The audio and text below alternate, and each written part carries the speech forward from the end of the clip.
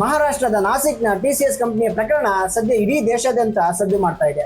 ಸಹಜವಾಗಿ ಆತಂಕಕ್ಕೂ ಕೂಡ ಕಾರಣ ಆಗ್ತಾ ಇದೆ. ನಿಮ್ಮಲ್ಲಿ ಒಂದಷ್ಟು ಮಂದಿ ಪ್ರಕರಣದ ಬಗ್ಗೆ ಕೇಳಿರಬಹುದು, ಆದ್ರೆ ಏನಾಗಿದೆ ಅನ್ನುವಂತ ವಿವರವನ್ನ ಕಂಪ್ಲೀಟ್ ಆಗಿ ಕೊಡ್ತಾ ಹೋಗ್ತೀನಿ. ಯಾಕಂದ್ರೆ ಪ್ರತಿಯೊಬ್ರು ಕೂಡ ನೋಡಲೇಬೇಕಾದಂತ ವಿಷಯ ಇದು. ಟಿಸಿಎಸ್ ಅಂದಿದ ತಕ್ಷಣ ನಿಮ್ಮೆಲ್ರಿಗೂ ನೆನಪಾಗೋದು ಟಾಟಾ ಕನ್ಸಲ್ಟೆನ್ಸಿ ಸರ್ವಿಸ್ ಅಂತ. ಈ ದೇಶದಲ್ಲಿ ಅತಿ ದೊಡ್ಡ IT ಕಂಪನಿ ಅಂತ ಕರ್ಸ್ಕೊಳ್ಳುತ್ತೆ. ಸಾಕಷ್ಟು ಕಡೆಗಳಲ್ಲಿ ಅವರ ಬ್ರಾಂಚ್ ಇದೆ. ಸಾಕಷ್ಟು ಮಂದಿ ಆ ಕಂಪನಿಯಲ್ಲಿ ಕೆಲಸ ಮಾಡುವಂತ ಕನಸನ್ನ ಕಾಣ್ತಾ ಇರ್ತಾರೆ. ಇದೀಗ ಅದೇ ಕಂಪನಿಯಲ್ಲಿ ಗಂಭೀರವಾದಂತಹ ಆರೋಪಗಳೆಲ್ಲವೂ ಕೇಳಿ ಬರ್ತಾ ಇದೆ. ಏನೇನ್ ಆರೋಪ ಅಂತ ನೋಡ್ತಾ ಹೋದ್ರೆ, ಒಂದು ಹೆಣ್ಣು ಮಕ್ಕಳನ್ನ ಲೈಂಗಿಕವಾಗಿ ಬಳಸ್ಕೊಳ್ತಾ ಇರೋದು, ಮತ್ತೊಂದು ಲೈಂಗಿಕವಾಗಿ ಕಿರುಕುಳವನ್ನ ಕೊಡ್ತಾ ಇರೋದು, ಹಾಗೆ ಲೈಂಗಿಕವಾಗಿ ಅವರನ್ನ ಒಂದು ರೀತಿಯಲ್ಲಿ ಆ ಪದಗಳನ್ನ ಯೂಸ್ ಮಾಡಿ ಕರೆಯುವುದು ಅಥವಾ ಅವರನ್ನ ಆ ಕೃತ್ಯಕ್ಕೆ ಇನ್ವೈಟ್ ಮಾಡೋದು, ಈ ತರದ ಒಂದಷ್ಟು ಆರೋಪಗಳೆಲ್ಲವೂ ಕೂಡ ಕೇಳಿ ಬರ್ತಾ ಇದೆ. ಅದರ ಜೊತೆಗೆ ಇನ್ನೂ ಗಂಭೀರವಾದಂತಹ ಆರೋಪ ಏನಪ್ಪಾ ಅಂತಂದ್ರೆ, ಅಲ್ಲಿದ್ದಂತಹ ಹಿಂದೂ ಸಮುದಾಯ ಹೆಣ್ಣು ಮಕ್ಕಳನ್ನ ಮತಾಂತರಕ್ಕೆ ಪ್ರಯತ್ನ ಪಟ್ಟಿದ್ದಾರೆ ಅಂತ ಕೇಳಿ ಬರ್ತಾ ಇದೆ. ಅಂದ್ರೆ ಅವರನ್ನ ಫೋರ್ಸ್ಫುಲ್ಲಿ ನಮಾಜ್ ಮಾಡಿಸೋದು ಅಥವಾ ಫೋರ್ಸ್ಫುಲ್ಲಿ ಬೀಫ್ ತಿನ್ನಿಸುವಂತ ಪ್ರಯತ್ನ ಪಡಿಸೋದು ಅಥವಾ ಫೋರ್ಸ್ಫುಲ್ಲಿ ಮುಸ್ಲಿಂ ಧಾರ್ಮಿಕ ಪ್ರಕ್ರಿಯೆಗಳನ್ನ ನಡೆಸುವಂತೆ ಪ್ರೇರೇಪಿಸೋದು ಅಥವಾ ಒತ್ತಾಯಿಸ್ತಾ ಇದ್ರು ಅನ್ನುವಂತ ಆರೋಪಗಳೆಲ್ಲವೂ ಕೂಡ ಕೇಳಿ ಬಂದಿದೆ. ಅಂದ್ರೆ ಇಲ್ಲಿ ಎರಡು ರೀತಿ ಕಂಡು ಬರುತ್ತೆ. ಒಂದು ಲೈಂಗಿಕ ಕಿರುಕುಳಕ್ಕೆ ಸಂಬಂಧಪಟ್ಟ ಹಾಗೆ, ಮತ್ತೊಂದು ಮತಾಂತರಕ್ಕೆ ಪ್ರಯತ್ನ ಪಡ್ತಾ ಇರೋದು. ಅದಕ್ಕೋಸ್ಕರ ಅಂತಾನೆ ಅವರೊಂದು ಟೀಮ್ ನ ಕಟ್ಕೊಂಡಿದ್ರು ಅಂತ ಆರೋಪ ಎಲ್ಲ ಕೇಳಿ ಬರ್ತಾ ಇದೆ. ಇದೇ ಪ್ರಕರಣಕ್ಕೆ ಸದ್ಯ ಇಡೀ ದೇಶದಂತೆ ಸದ್ದು ಮಾಡ್ತಾ ಇದೆ. ಗಮನಿಸಬೇಕಾಗಿರುವಂತ ವಿಷಯ ಏನಪ್ಪಾ ಅಂತಂದ್ರೆ, ಇಲ್ಲಿ ಪೊಲೀಸರು ಮಾಡಿರುವಂತ ಅಂಡರ್ ಕವರ್ ಆಪರೇಷನ್ ಏನಿದೆ, ಕಸ ಗುಡಿಸುವವರ ವೇಷದಲ್ಲಿ ಮಹಿಳಾ ಇನ್ಸ್ಪೆಕ್ಟರ್ ಆಗಿ ಒಂದಷ್ಟು ಕಾನ್ಸ್ಟೇಬಲ್ಗಳು ಕಂಪನಿಯ ಒಳಗಡೆ ಸೇರಿಕೊಂಡು ಹೆಚ್ಚು ಕಡಿಮೆ 2 ವಾರಗಳ ಕಾಲ ಕಾರ್ಯಾಚರಣೆ ನಡೆಸಿದ್ದಾರೆ. ಸಾಕಷ್ಟು ಸಾಕ್ಷಿಗಳನ್ನು ಕೂಡ ಕಲೆ ಹಾಕಿದ್ದಾರೆ. ಅದೇನೇನಂತ ಗಮನಿಸ್ತಾ ಹೋಗೋಣ. ಈ ರೀತಿಯಾಗಿ ಮಹಿಳೆಯರ ಮೇಲೆ ಲೈಂಗಿಕ ದೌರ್ಜನ್ಯ ಅಥವಾ ಲೈಂಗಿಕ ಕಿರುಕುಳ ಯಾವುದೋ ಒಂದು ಟಿಸಿಎಸ್ ಸಂಸ್ಥೆಗೆ ಸೀಮಿತ ಅಲ್ಲ, ಅಥವಾ ಯಾವುದೋ ಒಂದು IT ಕ್ಷೇತ್ರಕ್ಕೆ ಕೂಡ ಸೀಮಿತ ಅಲ್ಲ. ಈ ರೀತಿಯಾಗಿ ನಾವು ಹುಡ್ಕೊಂಡು ಹೋಗ್ತಾ ಇದ್ರೆ ಸಾಕಷ್ಟು ಸಂಸ್ಥೆಗಳಲ್ಲಿ ಅಥವಾ ಸಾಕಷ್ಟು ಕ್ಷೇತ್ರಗಳಲ್ಲಿ ಇವತ್ತು ಹೆಣ್ಣು ಮಕ್ಕಳನ್ನ ಅತ್ಯಂತ ಕೆಟ್ಟದಾಗಿ ನಡೆಸ್ಕೊಳ್ಳಲಾಗ್ತಾ ಇದೆ. ಲೈಂಗಿಕವಾಗಿ ಅವರನ್ನ ಹಿಂಸಿಸುವಂತ ಕೆಲಸವನ್ನು ಮಾಡಲಾಗ್ತಾ ಇದೆ. ಆದ್ರೆ ಹೆಣ್ಣು ಮಕ್ಕಳು ಯಾರ ಹತ್ರನೂ ಹೇಳ್ಕೊಳಕ್ಕಾಗದೆ, ಎಲ್ಲೂ ಕೂಡ ದೂರನ್ನು ಕೊಡಕ್ಕಾಗದೆ ಒದ್ದಾಡ್ತಾ ಇದ್ದಾರೆ. ಇದು ಯಾವುದೋ ಒಂದು ಕ್ಷೇತ್ರಕ್ಕೆ ಸೀಮಿತ ಆದಂತ ವಿಚಾರವಂತೂ ಅಲ್ಲ. ಇವತ್ತು ಯಾವುದೋ ಒಂದು IT ಕ್ಷೇತ್ರ ಅಥವಾ ಯಾವುದೋ ಒಂದು ಟಿಸಿಎಸ್ ಕಂಪನಿಯ ವಿಚಾರ ಹೊರಗಡೆ ಬಂದಿದೆ, ಆದ್ರೆ ಸಾಕಷ್ಟು ಕಡೆಗಳಲ್ಲಿ ಇಂಥ ಸಮಸ್ಯೆ ತುಂಬಾನೇ ಇದೆ ಅಥವಾ ಈ ತರ ಆಗ್ತಾನೆ ಇರುತ್ತೆ. ಇದನ್ನ ತೀವ್ರ ಗಂಭೀರವಾಗಿ ತೆಗೆದುಕೊಳ್ಳಲೇಬೇಕು. ಅದೆಷ್ಟೋ ಹೆಣ್ಣು ಮಕ್ಕಳು ಮಾನಸಿಕವಾಗಿ ಹಿಂಸೆ ಅನುಭವಿಸ್ತಾ ಇದ್ದಾರೆ, ಏನು ಮಾಡಕ್ಕಾಗದೆ ಒದ್ದಾಡ್ತಾ ಇದ್ದಾರೆ. ಇನ್ನೊಂದಷ್ಟು ಹೆಣ್ಮಕ್ಳು ಪ್ರಾಣ ಕಳೆದುಕೊಳ್ಳುವ ಹಂತಕ್ಕೂ ಕೂಡ ಹೋಗ್ತಾ ಇದ್ದಾರೆ. ಸರಿ, ಬನ್ನಿ ಏನಿದು ವಿಚಾರ ಅಂತ ನೋಡೋಣ. ಮಹಾರಾಷ್ಟ್ರದ ನಾಸಿಕ್ ನಲ್ಲಿ ಟಿಸಿಎಸ್ ಸಂಸ್ಥೆ ಇತ್ತು. ಕಂಪನಿಯಲ್ಲಿ ಹೆಚ್ಚು ಕಡಿಮೆ ಒಂದು 150 ಮಂದಿ ಕೆಲಸ ಮಾಡ್ತಾ ಇದ್ರು. ಒಂದು ಕಾಲ್ ಸೆಂಟರ್ ಅಥವಾ BPO ಸಂಸ್ಥೆ ಅದು. ಅಲ್ಲಿ ಬಹುತೇಕ ಈ ಗ್ರಾಮೀಣ ಪ್ರದೇಶದ ಹೆಣ್ಣು ಮಕ್ಕಳ ಕೆಲಸವನ್ನು ಮಾಡ್ತಾ ಇದ್ರು. ವಯಸ್ಸು 18 ರಿಂದ 25 ಆಸುಪಾಸಿನ ನಡುವೆ ಇದ್ದಂತಹ ಹೆಣ್ಣು ಮಕ್ಕಳು ಜಾಸ್ತಿಯಲ್ಲಿ. ಆದ್ರೆ ಮೊದಲು ಟಿಸಿಎಸ್ ಕಂಪನಿಗೆ ಸಂಬಂಧಪಟ್ಟಾಗೆ ಯಾವುದೇ ದೂರು ಕೂಡ ಇರಲಿಲ್ಲ. ಆದ್ರೆ ಫೆಬ್ರವರಿ ತಿಂಗಳ ಆರಂಭದಲ್ಲಿ ಒಂದು ದೂರು ಬರುತ್ತೆ. ಬಟ್ FIR ದಾಖಲೆ ಆಗಿರ್ಲಿಲ್ಲ, ಆದ್ರೆ ಒಂದು ದೂರು ಬರುತ್ತೆ. ಆ ದೂರಿನಲ್ಲಿ ಏನಿರುತ್ತೆ ಅಂತಂದ್ರೆ, ಒಬ್ಬ 20 ವರ್ಷದ ಹಿಂದೂ ಸಮುದಾಯದ ಹೆಣ್ಣು ಮಗಳ ಪೋಷಕರು ದೂರನ್ನ ಕೊಟ್ಟಿರ್ತಾರೆ. ನಮ್ಮ ಮಗಳ ನಡತೆಯಲ್ಲಿ ಏನೋ ವ್ಯತ್ಯಾಸ ಕಾಣಿಸ್ತಾ ಇದೆ, ಧಾರ್ಮಿಕ ಆಚರಣೆಯಲ್ಲಿ ವ್ಯತ್ಯಾಸ ಕಾಣಿಸ್ತಾ ಇದೆ, ಇಸ್ಲಾಂ ಧರ್ಮದ ಧಾರ್ಮಿಕ ಆಚರಣೆಗಳನ್ನ ಅನುಸರಿಸೋದಕ್ಕೆ ಶುರು ಮಾಡ್ಕೊಂಡಿದ್ದಾಳೆ, ಹೀಗಾಗಿ ನಾವು ಅವಳನ್ನ ಕೆಲಸಕ್ಕೆ ಕಳಿಸುವುದನ್ನ ಬಿಡಿಸಿದ್ದೇವೆ ಎನ್ನುವ ರೀತಿಯಲ್ಲಿ ಪೋಷಕರು ಹೇಳ್ತಾರೆ. ಮಹಾರಾಷ್ಟ್ರದ ನಾಸಿಕ್ನ ಪೊಲೀಸರು ದೂರನ್ನ ದಾಖಲಿಸಿಕೊಳ್ತಾರೆ. ಅವರಿಗೆ ಈ ವಿಚಾರ ತೀವ್ರ ಗಂಭೀರ ಅಂತ ಅನ್ಸೋದಕ್ಕೂ ಶುರು ಆಗುತ್ತೆ. ಇದು ಯಾಕೋ ಇಷ್ಟಕ್ಕೆ ಸೀಮಿತ ಆಗಿಲ್ಲ, ಇದೇನೋ ಬೇರೆ ರೂಪ ಪಡೆದುಕೊಳ್ತಾ ಇರುವ ಸಾಧ್ಯತೆ ಇದೆ ಅನ್ನುವಂತ ರೀತಿಯಲ್ಲಿ ಅವರಿಗೆ ಫೀಲ್ ಆಗುತ್ತೆ. ಬಟ್ ಡೈರೆಕ್ಟ್ ಆಗಿ ಟಿಸಿಎಸ್ ಕಂಪನಿಯ ವಿರುದ್ಧ ದೂರನ್ನ ಅವರಿಗೆ ದಾಖಲಿಸ್ಕೊಳ್ಳೋಕೆ ಸಾಧ್ಯ ಆಗೋದಿಲ್ಲ, ಅಥವಾ ನೇರವಾಗಿ ರೇಡ್ ಮಾಡೋದಕ್ಕೂ ಕೂಡ ಸಾಧ್ಯ ಆಗೋದಿಲ್ಲ. ಯಾಕಂದ್ರೆ ದೇಶದ ರೆಪ್ಯೂಟೆಡ್ ಕಂಪನಿಗಳಲ್ಲಿ ಅದು ಒಂದು. ಸೊ ಸಾಕಷ್ಟು ಜನರು ಎಲ್ಲ ಕೆಲಸ ಮಾಡ್ತಿರ್ತಾರೆ. ಸೊ ಸಾಕಷ್ಟು ಜನರಿಗೆ ಕೆಲಸ ಕೊಟ್ಟಿರುವಂತ ಸಂಸ್ಥೆ ಅದು. ಸೊ ಸ್ವಲ್ಪ ಎಡವಟ್ ಆದ್ರೂ ಕೂಡ ಸಂಸ್ಥೆಯ ಹೆಸರಿಗೆ ಡ್ಯಾಮೇಜ್ ಆಗ್ಬಿಡುತ್ತೆ. ಸೊ ಹೀಗಾಗಿ ಪೊಲೀಸರಿಗೆ ಇದು ಒಂದು ರೀತಿಯಲ್ಲಿ ಚಾಲೆಂಜಿಂಗ್ ಕೇಸ್ ಆಗಿ ಕೂಡ ಕಂಡು ಬರುತ್ತೆ. ಮತ್ತೊಂದು ಕಡೆಯಿಂದ ತೀವ್ರ ಗಂಭೀರವಾದಂತ ಪ್ರಕರಣ ಅಂತ ಅನ್ಸೋದಕ್ಕೆ ಶುರು ಆಗುತ್ತೆ. ಹೀಗಾಗಿ ಏನ್ ಮಾಡ್ತಾರೆ ಅಂತಂದ್ರೆ, ಮಹಿಳಾ ಇನ್ಸ್ಪೆಕ್ಟರ್ ಒಬ್ಬರ ನೇತೃತ್ವದಲ್ಲಿ 7 ರಿಂದ 8 ಮಂದಿ ಒಂದು ತಂಡವನ್ನು ರಚನೆ ಮಾಡಿಕೊಳ್ಳಲಾಗುತ್ತೆ. ಮಹಿಳಾ ಕಾನ್ಸ್ಟೇಬಲ್ಗಳು, ಇನ್ಸ್ಪೆಕ್ಟರ್ಗಳು ಇವರೆಲ್ಲರೂ ಕೂಡ ತಂಡದಲ್ಲಿ ಇರ್ತಾರೆ. ಅವರೆಲ್ಲರೂ ಕೂಡ ಏನ್ ಮಾಡ್ತಾರೆ ಅಂತಂದ್ರೆ, ಟಿಸಿಎಸ್ ಕಂಪನಿಗೆ ಅದೇಗೋ ಗೊತ್ತಿಲ್ಲ, ಅಂದ್ರೆ ಕಾಂಟ್ರಾಕ್ಟ್ ಬೇಸ್ ಎಲ್ಲೋ ಅಥವಾ ಬೇರೆ ರೀತಿಯಲ್ಲೋ ಗೊತ್ತಿಲ್ಲ, ಕಸ ಗುಡಿಸುವಂತ ಕೆಲಸಕ್ಕೆ ಸೇರ್ಕೊಳ್ತಾರೆ. ಅಥವಾ ಅಲ್ಲಿ ಹೌಸ್ ಕೀಪಿಂಗ್ ಕೆಲಸ ಏನಿರುತ್ತೆ ಆ ಕೆಲಸಕ್ಕೆ ಅವರೆಲ್ಲರೂ ಕೂಡ ಹೋಗಿ ಜಾಯ್ನ್ ಆಗ್ತಾರೆ. ಸೊ ಕೆಲಸಕ್ಕೆ ಸೇರ್ಕೊಂಡಾದ್ಮೇಲೆ ಏನ್ ಮಾಡ್ತಾರೆ ಅಂತಂದ್ರೆ, ಎಲ್ಲರನ್ನೂ ಕೂಡ ಸೂಕ್ಷ್ಮವಾಗಿ ಪ್ರತಿದಿನ ಗಮನಿಸೋದಕ್ಕೆ ಶುರು ಮಾಡ್ತಾರೆ.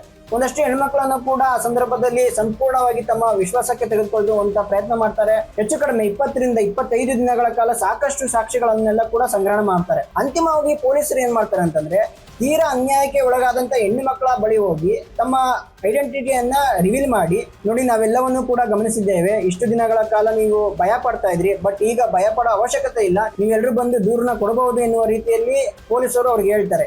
ಅಂದ್ರೆ ಅವರಿಗೆ ಒಂದು ಸಪೋರ್ಟ್ ಮಾಡ್ತಾರೆ, ಒಂದು ಬೆಂಬಲವನ್ನು ಕೊಡ್ತಾರೆ. ಅದೇ ಪ್ರಕಾರವಾಗಿ ಮಾರ್ಚ್ 26ನೇ ತಾರೀಕು ಮೊಟ್ಟ ಮೊದಲ FIR ದಾಖಲಾಗುತ್ತೆ.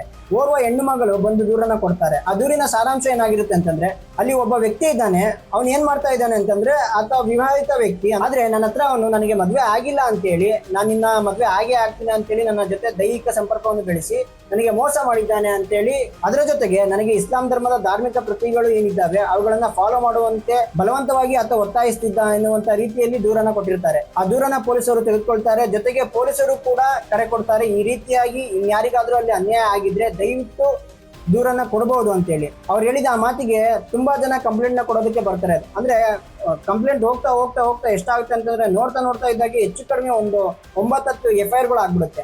ಬಹುತೇಕ FIR ಗಳಲ್ಲಿ ಇದ್ದಂತ ಸಾರಾಂಶ ಏನಾಗಿತ್ತು ಅಂತಂದ್ರೆ, ಅಲ್ಲಿದ್ದಂತಹ ಹೆಣ್ಣು ಮಕ್ಕಳನ್ನ ಅನುಚಿತವಾಗಿ ಅಥವಾ ಅವ್ರ ಜೊತೆಗೆ ಕೆಟ್ಟ ರೀತಿಯಲ್ಲಿ ವರ್ತನೆ ಮಾಡೋದು, ಅವರನ್ನ ಟಚ್ ಮಾಡುವಂತ ಪ್ರಯತ್ನ ಮಾಡೋದು, ಲೈಂಗಿಕ ಭಾಷೆಗಳನ್ನ ಬಳಸೋದು, ಲೈಂಗಿಕ ಕಿರುಕುಳನ್ನ ಕೊಡೋದು, ಒಂದಷ್ಟು ಹೆಣ್ಣು ಮಕ್ಕಳನ್ನ ಲೈಂಗಿಕವಾಗಿ ಬಳಸ್ಕೊಳ್ಳೋದು ಅಥವಾ ಇನ್ನೇನು ಮಾಡೋದಕ್ಕೆ ಸಾಧ್ಯ ಅದೆಲ್ಲವನ್ನು ಕೂಡ ಮಾಡ್ತಾ ಇದ್ದಿದ್ದು. ಅದೇ ರೀತಿಯಾಗಿ ಈ ಮತಾಂತರಕ್ಕೆ ಪ್ರಯತ್ನ ಪಡ್ತಾ ಇದ್ರು ಅಂತಾನೂ ಕೇಳಿ ಬರ್ತಾ ಇದೆ. ಈ ರಂಜಾನ್ ಸಮಯದಲ್ಲಿ ಒತ್ತಾಯಪೂರ್ವಕವಾಗಿ ನಮಾಜ್ ಮಾಡಬೇಕು ಅಂತ ಹೇಳೋದು, ಬೀಫ್ ತಿನ್ನೋದಕ್ಕೆ ಒತ್ತಾಯಿಸೋದು, ಇಸ್ಲಾಂ ಧಾರ್ಮಿಕ ಪ್ರಕ್ರಿಯೆಗಳನ್ನ ಫಾಲೋ ಮಾಡಿ ಅಂತ ಹೇಳಿ ಅವರಿಗೆ ಒತ್ತಾಯಿಸೋದು, ಇಂಥದ್ದೆಲ್ಲವನ್ನೂ ಕೂಡ ಮಾಡ್ತಾ ಇದ್ರು ಅಂತ ಹೇಳಿ FIR ದಾಖಲಾಗ್ಬಿಡುತ್ತೆ. ಅದೇ FIR ನ ಆಧಾರದ ಮೇರೆಗೆ ಮತ್ತು ಅಂಡರ್ ಕವರ್ ಆಪರೇಷನ್ ನಲ್ಲಿ ಪೊಲೀಸರು ಸಂಗ್ರಹಿಸಿದ ಸಾಕ್ಷಿಯ ಆಧಾರದ ಮೇಲೆ, ಜೊತೆಗೆ ಒಂದು 20-25 ದಿನ ಪೊಲೀಸರಲ್ಲಿ ಕೆಲಸ ಮಾಡಿದ ಕಾರಣ CCTV ದೃಶ್ಯಗಳನ್ನು ಕೂಡ ಹಾಳು ಮಾಡೋದಕ್ಕೆ ಬಿಟ್ಟಿರೋದಿಲ್ಲ. ಅದನ್ನು ಕೂಡ ಸರಿಯಾದ ರೀತಿಯಲ್ಲಿ ಸಂಗ್ರಹ ಮಾಡಿರ್ತಾರೆ. ಹೆಚ್ಚು ಕಡಿಮೆ 7 ಮಂದಿ ಆರೋಪಿಗಳನ್ನ ಬಂಧಿಸ್ತಾರೆ. ಅದರಲ್ಲಿ ಯಾರ್ಯಾರು ಇದ್ರು, ಯಾರ್ಯಾರು ಇನ್ವಾಲ್ವ್ ಆಗಿದ್ರು, ಅವ್ರ ಹೆಸರುಗಳೇನು ಅಂತ ಹೇಳ್ತಾ ಹೋಗ್ತೀನಿ. ಫಸ್ಟ್ನೇದು ಆಶಿಫ್ ಅನ್ಸಾರಿ, ಎರಡನೇದು ಶಫಿ ಶೇಖ್, ಮೂರನೇದು ಶಾರುಖ್ ಖುರೇಶಿ, ನಾಲ್ಕನೇದು ರಜಾ ಮೇನನ್, ಐದನೇದು ತೈಸಿಫ್ ಅಫ್ಸರ್, ಆರನೇದು ಡ್ಯಾನಿಶ್ ಖಾನ್, ಏಳನೇದು ಡ್ಯಾನಿಶ್ ಶೇಖ್, ಎಂಟನೇದು ಅಶ್ವಿನ್ ಬೈಚಾನಿ, ಕೊನೆಯವರು ನಿದಾ ಖಾನ್ ಅಂತೇಳಿ ಮತ್ತೊಬ್ಬ ಮಹಿಳೆ. ನೀವು ಯೋಚನೆ ಮಾಡಬಹುದು, ಇಲ್ಲಿ ಈ ಗಂಡಸರೆಲ್ಲರೂ ಕೂಡ ಲೈಂಗಿಕ ಕಿರುಕುಳವನ್ನು ಕೊಡ್ತಾ ಇದ್ರು. ಆದ್ರೆ ಮಹಿಳೆಯರ ಪಾತ್ರ ಏನಾಗಿತ್ತು ಅಂತ, ಆ ಮಹಿಳೆಯರು ಏನ್ ಮಾಡ್ತಾ ಇದ್ರು ಅಂತಂದ್ರೆ, ಅಲ್ಲಿದ್ದಂತ ಹಿಂದೂ ಹೆಣ್ಮಕ್ಳನ್ನ ತಮ್ಮ ವಿಶ್ವಾಸಕ್ಕೆ ತೆಗೆದುಕೊಳ್ತಾ ಇದ್ರಂತೆ. ಅದಾದ್ಮೇಲೆ ಇಸ್ಲಾಮಿಕ್ ಧಾರ್ಮಿಕ ಪ್ರಕ್ರಿಯೆಗಳನ್ನ ಫಾಲೋ ಮಾಡ್ಬೇಕಂತೇಳಿ ಫೋರ್ಸ್ ಮಾಡ್ತಾ ಇದ್ರಂತೆ. ಸೊ ಆಕೆ ವಿರುದ್ಧವೂ ಕೂಡ ಈಗ ಕಂಪ್ಲೇಂಟ್ ಕೇಳಿ ಬಂದಿದೆ. ಅದ್ರಲ್ಲಿ ಒಬ್ಬರಿಗೆ ತಲೆ ಮರೆಸ್ಕೊಂಡಿದ್ದಾರೆ ಅಂತ ಕೇಳಿ ಬರ್ತಾ ಇದೆ. ಅದು ಯಾರು ಅಂತಂದ್ರೆ ನಿದಾ ಖಾನ್ ಅಂತೇಳಿ. ಮಿಕ್ಕವರೆಲ್ಲರನ್ನೂ ಕೂಡ ಈಗ ಪೊಲೀಸರು ಅರೆಸ್ಟ್ ಮಾಡಿದ್ದಾರೆ. ಒಂದಷ್ಟು ಮಂದಿನ ಜುಡಿಷಿಯಲ್ ಕಸ್ಟಡಿ ಕೊಡಲಾಗಿದೆ, ಒಂದಷ್ಟು ಮಂದಿ ಈಗ ಪೊಲೀಸ್ ಕಸ್ಟಡಿಯಲ್ಲಿ ಇದ್ದಾರೆ. ಮತ್ತೊಂದು ಶಾಕಿಂಗ್ ವಿಚಾರ ಏನಪ್ಪಾ ಅಂತಂದ್ರೆ, HR ನ ಪಾತ್ರಕ್ಕೆ ಸಂಬಂಧಪಟ್ಟ ಹಾಗೆ ಅಶ್ವಿನಿ ಅಂತೇಳಿ HR ನ ಹೆಸರು. ಆ HR ಬಳಿಗೆ ದೂರು ಬಂದಿದ್ದು ಫಸ್ಟ್ನೇ ಬಾರಿಗೆ ಅಲ್ಲ. ಈ ರೀತಿಯಾಗಿ ಅವರೆಲ್ಲರೂ ಕೂಡ ಕಿರುಕುಳವನ್ನು ಅನುಭವಿಸ್ತಾ ಇದ್ದಿದ್ದು ಹೊಸದೇನಲ್ಲ. 2022ರಿಂದಲೂ ಕೂಡ ಕಿರುಕುಳನ್ನ ಅನುಭವಿಸ್ತಾ ಇದ್ದಾರೆ. 2020ರಿಂದ 2026 ನಡುವೆ HR ವಿಭಾಗಕ್ಕೆ ಸಾಕಷ್ಟು ಬಾರಿ ಹೋಗಿ ದೂರನ್ನ ಕೊಟ್ಟಿದ್ದಾರೆ. ದೂರು ಕೊಟ್ಟಂತ ಸಂದರ್ಭದಲ್ಲಿ ಆ ದೂರಿನ ಪ್ರತಿಯನ್ನ ತೆಗೆದುಕೊಂಡು ಕಸದ ಬುಟ್ಟಿಗೆ ಹಾಕ್ತಾ ಇದ್ರಂತೆ. ಇದೇನಂತ ಗಂಭೀರವಾದ ವಿಷಯ ಅಲ್ಲ, ಇದನ್ನ ಯಾರ ಹತ್ರನೂ ಹೇಳೋಕ್ ಹೋಗ್ಬೇಡಿ, ಇದನ್ನೆಲ್ಲ ಇಲ್ಲೇ ಮುಚ್ಚಾಕ್ಬಿಡೋಣ ಅಥವಾ ಇಲ್ಲಿಗೆ ಬಿಟ್ಬಿಡೋಣ ಅಂತೇಳಿ HR ಹೇಳ್ತಾ ಇದ್ರಂತೆ. ವೀಕ್ಷಕರೇ, ನಾನು ಹೇಳೋದೇನಂತಂದ್ರೆ, ಅವರವರ ಧರ್ಮ ಅವರವರಿಗೆ ಶ್ರೇಷ್ಠ, ಅವರವರ ಧಾರ್ಮಿಕ ಆಚರಣೆ ಅವರವರಿಗೆ ಬಿಟ್ಟಂತ ವಿಚಾರ. ನಾವು ಇನ್ನೊಬ್ಬರ ಧರ್ಮವನ್ನು ನಿಂದಿಸೋದಾಗ್ಲಿ ಅಥವಾ ನಮ್ಮ ಧರ್ಮವನ್ನ ಇನ್ನೊಬ್ರು ಒಪ್ಪಿಕೊಳ್ಬೇಕು, ಅಪ್ಕೊಳ್ಬೇಕು ಅಥವಾ ಒತ್ತಾಯಿಸೋದಾಗ್ಲಿ ಅದು ಯಾವುದೇ ಕಾರಣಕ್ಕೂ ಸರಿಯಲ್ಲ.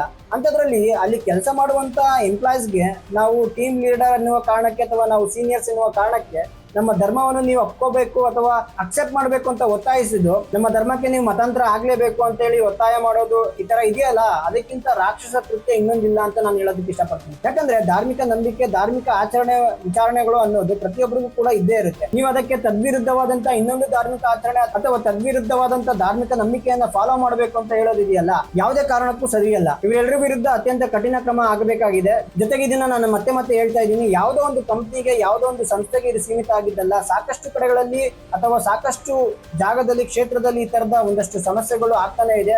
ಆದ್ರೆ ಕೆಲವೊಂದಷ್ಟು ಹೊರಗಡೆ ಬರುತ್ತೆ, ಕೆಲವೊಂದಷ್ಟು ಹೊರಗಡೆ ಬರೋದಿಲ್ಲ.